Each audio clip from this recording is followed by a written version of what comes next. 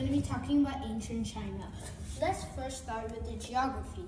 So China borders 14 countries and also has a lot of historical monuments. It has the Yangtze River, the Yellow River, which is basically 3,395 miles long, and it is the sixth longest river. That is the Yellow River, and the Yangtze River, the third longest river, and 3,988 miles long. And you can see right here, and the Yellow River stretches out all the way to the Yellow Sea, while the Yangtze River stretches out all the way to the East China Sea.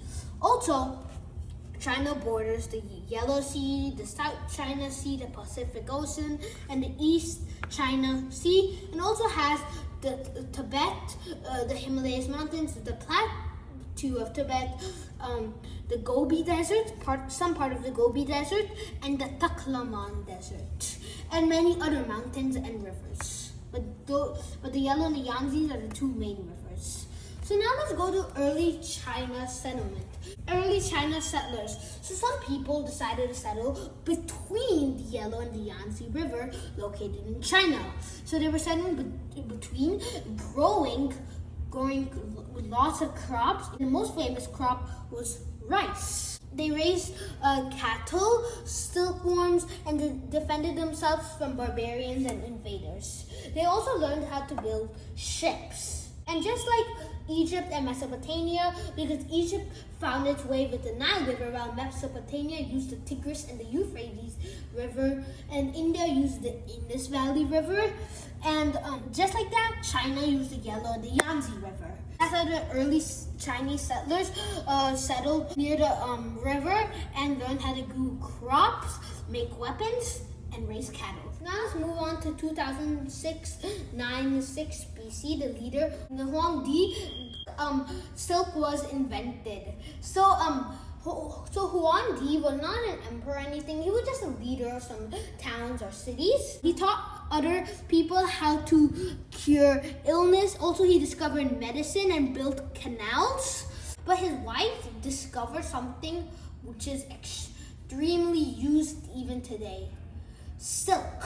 Huangdi's wife, Aizu, discovered silkworms. It was basically when her waiter gave her tea and a silk cocoon fell in it, and she started unraveling it, and she saw some soft thread, and then she told the servant, "Get a boiling water, let's put these silk cocoons in there." And they started unraveling it, and then Huangdi's wife, Li Zhu, weaved the cloth and made a coat out of it and gave it to Huangdi. And then Huangdi liked it so much that he told her to keep on producing it.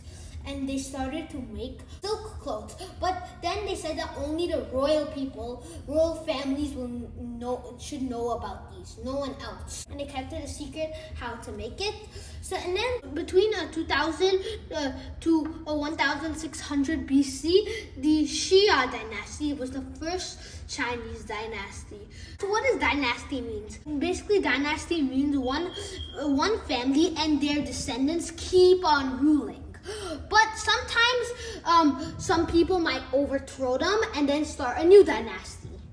But that's what dynasty basically means. So the Xia dynasty was a monarchy ruled by the king. A lot of provinces. Those provinces were ruled by feudal lords. But during this period, the Chinese invented bronze and learned how to make bronze weapons, tools, and many other. And very little is known about this dynasty, as there are no really written records. The Xia dynasty lasted 400 years until it was overthrown by the Shang dynasty.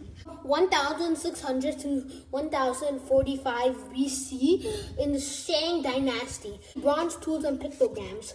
So the Shang dynasty was originally a clan that lived along the Yellow River. Then they were able to overthrow the Xia dynasty and start a new dynasty called the Shang dynasty. The Shang dynasty lasted about 500 years.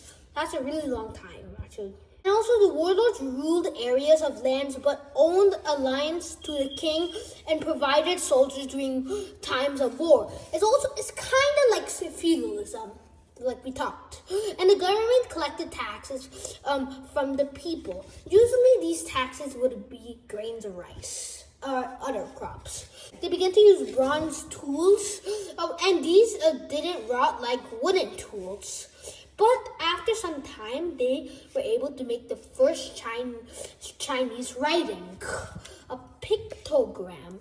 So the Chinese writings basically were able to keep track of historical events that happened a long time ago and used to keep track of famous people. Weren't just used for that, they were also used for teaching, reading. Some people could write in there, and it was really famous to use these Chinese writing pictogram. So picto means picture, gram means writing, and pictograms look almost exactly like the words. You can see right here. So the sun is drawn like this, the tree is drawn like this. So now let's go to oracle bones. So basically they used to write on turtle shells. They was to write some writing on the turtle shells, and then after that was done, they would crack it to find the answer. Example is like this. You can see these cracks. They might look like they were drawn, but they were actually cracks made by a person who cracked it to find the answer. Basically, it would be like, will I win this war? Should I go hunting? Should I start traveling? It's basically like that. So they would write that and then they would crack it. Based on the crack type, they will interpret the answer. Parents were able to read those and then understand. An example, you can see on this turtle shell, there is some writing. Okay, so now let's go to the Zhou dynasty. So the Zhou dynasty was from 1045 to 201 BC, and that lasted 800 years. So the Zhou dynasty, the clan defended the Shang, and they became the longest ruling dynasty in history of China, about 800 years. But early leaders of the Zhou dynasty believed that gods gave them the authority to overthrow the Shang, to rule people, and called this idea the mandate of heaven. So the emperor divided the land into smaller kingdoms, and that were usually ruled by his relatives. And these nobles who ruled, the nobles ruled some small kingdoms, and farmers would work for them, and all same as soldiers. It was kind of like feudalism. They would give the kings money in exchange for land. Also provide them soldiers during the wartime. But you can see the first part of the Zhou dynasty was called the Western Zhou. It was at peace till 770 BC, and around this time, the king lost control of his territories. Many small states lords rebelled and took over the capital. The king escaped to the east and built a new capital. And the dynasty that ruled from the new eastern capital is called the Eastern Zhou. And it's basically about the spring and the autumn period. Now let's go to there. So the first part of the Eastern Zhou is called the spring and autumn period. They always fought with each other. By the end of this period, there was only 7 main states. You can see right here. These are 7 main states. This is 1, 2, 3, 4, 5, 6, and 7. And you can see this is the Zhou dynasty. This is the Zhou dynasty.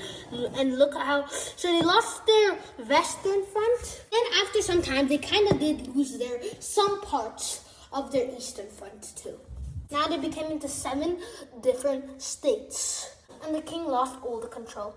But in the same time, to 551 to 479 BC, during the same time when Buddha was teaching Buddhism in India, Socrates was teaching stuff to ancient Greece. There was a person named Confucius who's teaching Chinese people to respect their parents. Even if they lost a lot of things, they should still be grateful. If you lose money, you still should be grateful. But if you lose your character, that's the worst thing that will happen. Losing your money would not be the worst thing that happened, but if you lose your character, that's way worse to happen. So and he told people to keep their character and do good things for their family and other people. Even if someone did something bad to you, doesn't mean that you have to do something bad to them. He also told the government that even people who work on farms can also be government, not just rich people. His teaching got him a lot of followers. We're also teaching people stuff that Confucius taught them. So that was their philosopher, Confucius. Now let's go to 475 to 221 BC, the Warring State period. So the Warring State period began around in 470 BC and lasted up until the end of the Zhou dynasty in 221 BC. China was ruled by strong soldiers called warlords. Each warlord had his own kingdom and army. This period, there were 7 states, always fighting with each other. This time, China is called this period the Warring State, because basically it used to be all the Zhou dynasty, but the warlords who used to rule started rebelling, and then it became from Zhou controlling all of this to being this. Only one dynasty conquered all of them, which was this. After the Zhou dynasty fell, the Qin dynasty took control of China, and the leader of the Qin dynasty was Qin Shi Huangdi, and he was the first emperor of China. The others were not emperors; they were just leaders or dynasty rulers. So Qin Shi Huangdi united all of China and became the first Chinese emperor. He did not allow feudal states because he wanted to create a central government, and because he did not allow feudal states because the warlords could have revolted against him with that much power. And also he made the law stricter and imposed taxes to everyone. He also killed all the teachers because they were using Confucius' ideas, and he killed them all so there would be no rebelling around his empire. And also he burnt all the books and people will not get any rebellious ideas. Many Chinese people did not like him because he was burning and destroying and killing to keep his powers.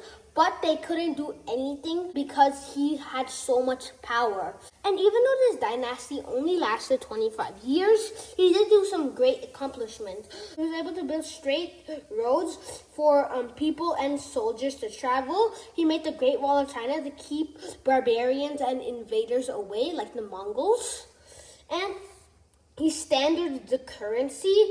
He built roads and canals to help people, and he made a single type of writing. During the Warring State period, they all used different type of writing, but after the Qin dynasty over entirety of China, he was able then he made all that writing into one. And even though he did not allow any writing or reading, he only put writing or reading to just keep track of this dynasty. And now let's go to the Great Wall of China. So what was the Great Wall for? So the Great Wall of China was used to keep away the Mongols from invading China. So these are just the remains of it. But back then it used to be this, stretching from the Yellow River all the way to the Gobi Desert. It was to keep away the Mongols from attacking his dynasty. And he sent soldiers, peasants, his enemies, prisoners, and to build the Great Wall of China. The first emperor's tomb, the Terracotta Army, the Hidden Army. The first emperor of China wanted to live forever. He spent looking for the water of eternal life, a legendary drink to keep him from dying. Before his death, he ordered to build a great underground city, 9 miles wide, for his tomb. It was larger than a football field and larger than anything in ancient Egypt. The underground city was discovered by 2 men in 1974 when they were digging a well near the city of Zhang. They found broken arms, legs made out of clay. Along with the soldiers, they found sharp weapons, 6,000 full life-size horses made out of clay, and 130 wooden war chariots, and found a huge underground pit filled with 8,000 life-size statues of soldiers made out of clay, buried and guarding the emperor's tomb. And the emperor's name was Qin Shi Huangdi. And it was the first emperor of China. Now let's move to the Han Dynasty, which started in 206 BC to 220 AD. And this what lasted 400 years. And this was the golden age of China.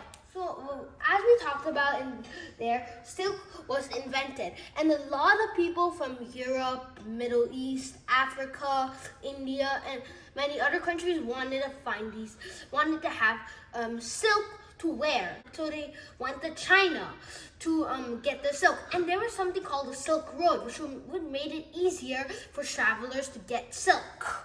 The Emperor Han gathered a number of educated men to help him run the empire. Later, he created a civil services based on Confucius' ideas to make sure that only the most intelligent men who ran the government. The Silk Road was expanded to 4,000 miles long.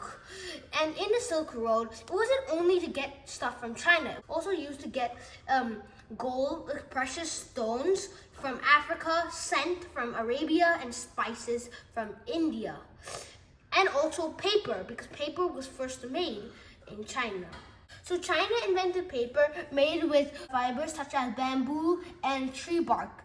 The ink was made from plants and minerals, writing, dipping, brushed into ink, then painted characters onto paper.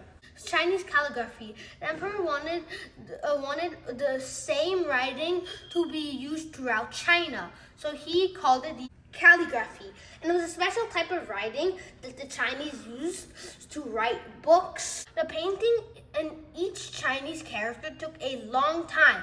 Eventually, people figured out to write a quicker way by carving their characters into block of wood.